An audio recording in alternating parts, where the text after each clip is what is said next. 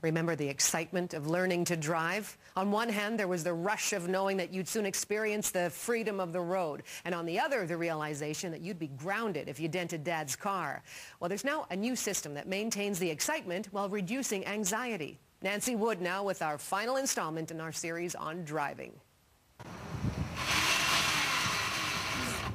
What was that? Your foot is not far enough into the clutch. That's what's going on. After 5 months with a learner's permit, Laurence Quintin is starting to get the hang of driving.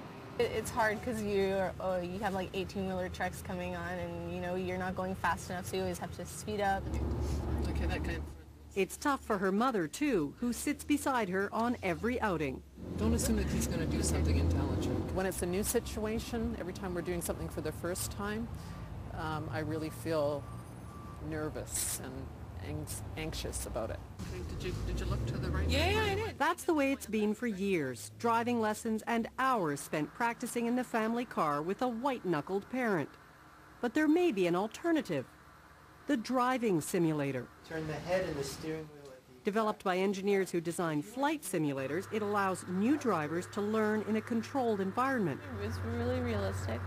Unlike video games, this simulator mimics the feel of a car. And it allows a driving teacher to put a student in a life-threatening situation without any real risk.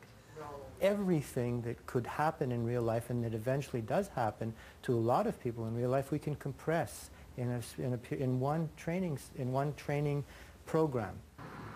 As long as simulators are combined with real-life driving, there's a definite place for them, says this drivers' lobby group. We think that if we take few hours of practical driving in simulator, it can be a good thing because you can show a lot of dangers of the road to the students.